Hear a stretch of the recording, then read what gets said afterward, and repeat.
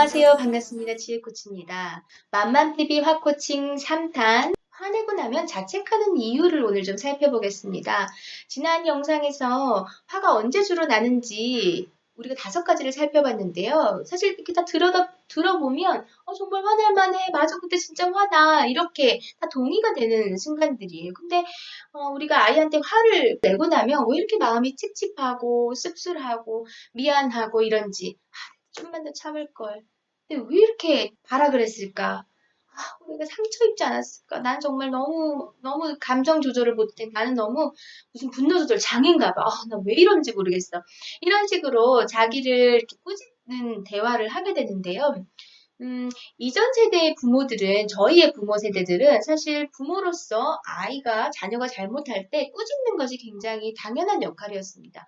화내고 혼내고 이러는 게 자연스러웠고, 그렇다고 해서 저 사람 별로 안 좋은 엄마야. 이런 거 안 했었거든요. 근데 우리 세대에는 왜 이렇게 화내면 안 된다라는 것이 마치 공식처럼 자리 잡았을까? 그걸 제가 좀 살펴보았는데 한번 오늘 나눠보도록 하겠습니다. 크게 좀 내적인 것과 외적인 것으로 나눠봤는데요. 우리 내면에서 먼저 일어나는 역동들이 있습니다. 우리 부모 세대는 부모 교육이라는 게 없었잖아요. 그분들이 애착이나 자존감 이런 거 전혀 모르고 우리를 키우셨습니다. 그때는 먹고 살기 그냥 바빴고 그래서 먹이고 입히고 또 학교 보내고 이러는 게 사실은 부모의 역할이었고요. 지금 우리 세대는 어떻냐면 우리는 애착이 뭔지 자존감이 뭔지 너무나 많은 영상과 책들, 전문가들의 강의를 통해서 막 들었어요.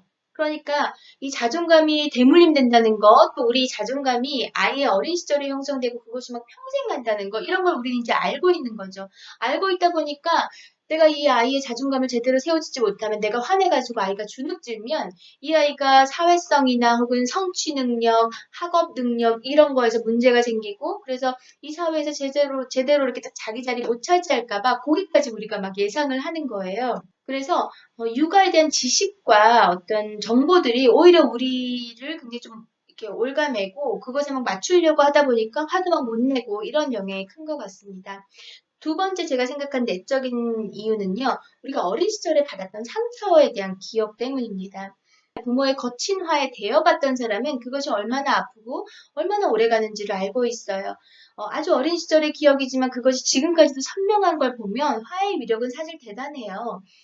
어, 내가 그렇게 아프게 되었던 그 화를 내 아이에게는 주고 싶지 않은 거죠. 그 상처를 받아봤기 때문에 되도록이면 내 아이는 그런 상처 없이 건강하고 이렇게 밝게 자랐으면 좋겠는 거죠. 그래서 아파본 사람이 다른 사람이 아픈 줄을 안다고 내가 아파봤기 때문에 우리 아이가 아프지 않도록 하기 위해서 굉장히 그렇게 기를 쓰고 화 안 내려고 애쓰는 것 같습니다. 세 번째는 따뜻한 엄마가 되어주고 싶은 마음 때문이에요. 그것이 개인적인 결핍 때문이든 또 육아도 좀 유행이 있는데 지금 유행한 어떤 육아 패러다임은 아이를 굉장히 아이의 마음을 읽어주고 아이에게 친구같이 대해주고 이런 엄마, 이런 부모가 마치 유행처럼 되어가고 있어요. 그래서 엄하게 막 화를 내고 혼을 내고 이러는 것은 좋은 부모상에 들어가지를 않는 거죠. 그래서 우리가 생각하는 좋은 엄마는요. 부드럽고 따뜻하고 조근조근 말하고 화내는 법 없고 이런 엄마들이에요. 그러니까 내가 화를 내면 나는 좋은 엄마에 끼지 않는 것 같다. 이렇게 이제 생각을 하게 되는 거죠.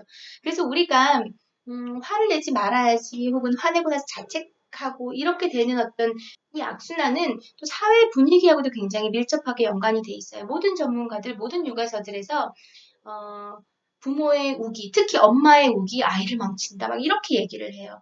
화내지 말고 말로 해라. 이런 건 너무나 그냥 반복되는 얘기라서 우리한테 이제 거의 세뇌가 되어 있죠. 그래서 이 육아서와 육아 전문가라고 하는 사람들이 엄마를 어떻게 보냐면 엄마를 하나의 감정과 자기만의 감정과 욕구를 가진 어떤 개별적인 존재로 보는 것이 아니라 아이의 바른 성장을 위해서는 무엇이든 감내하고 희생하고 모든 노력을 다해야 하는 어떤 도구로서 좀 보는 경향이 있는 것 같아요. 물론 최근 2, 3년에는 엄마의 마음을 이렇게 어루만져주고 힐링 육아 뭐 이런 개념들의 책들이 많이 나오긴 하는데 그래도 여전히 대다수의 육아서들은 아이를 위해서는 부모가 특히 엄마가 이렇게 해야 한다는 논조들을 가지고 있습니다. 또 제가 생각하는 사회적인 원인 한 가지는 우리 여성에 대한 어떤 이미지가 있습니다.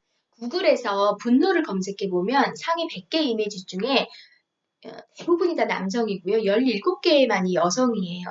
즉 여자답다, 여성답다 이런 이미지 속에 이 사회 규범 속에 화는 별로 잘 어울리지가 않는 거죠. 화내는 것은 여자답지 못하고 화내는 것은 여자로서 좀 이렇게 아닌 거죠. 그래서 우리는 이미 엄마가 되기 전에 화를 누르고 화를 이렇게 좀 속으로 사귀는 것이 많이 익숙해져 있어요. 그런데 이제 엄마가 되고 나니까 더더욱 화를 더 표현할 기회를 상실당하는 거죠. 더 누르는 게 이제 속으로 들어가게 되는 거죠. 사실은 여자뿐이 아니라 약자 대다수는 다 화를 누르고 사는 것이 습관화가 되어 있습니다. 상사한테 대드는 화내는 부하 직원 없죠. 집주인한테 화내는 세입자 찾아보기 어렵죠. 식당에 가서 손님이 화를 낼 때 주인은 별로 화 못 내죠. 일명 이제 갑을관계, 또 갑질 이런 것들과 연관이 되어 있는데 권력을 가진 사람만이 화를 낼 수 있어요. 약자는 화를 낼 수 없어요. 약자가 화를 낸다는 건 정말 모든 관계를 다 단절하고 내가 가진 것 다 막 포기할 각오까지 하고서 이제 덤비는 거죠. 정말 벼랑 끝에 몰렸을 때.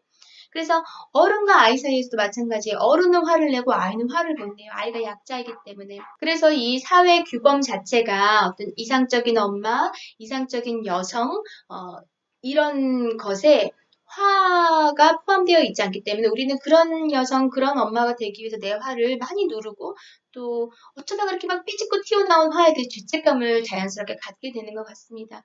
그런 이유 때문에 우리는 화에 대해서 별로 이렇게 제대로 들여다본 적이 없어요. 내 화는 어떤 색깔일까? 나는 주로 어떤 것에 자극을 받는가? 이런 걸 우리가 좀 탐구해 볼 필요가 있는 것 같습니다. 이상으로 맘맘TV 화코칭 2탄 화내면 자책하게 되는 이유였습니다. 다음 영상에서는 화를 내는 유형에 대해서 살펴보도록 하겠습니다. 감사합니다. 지혜코치였습니다.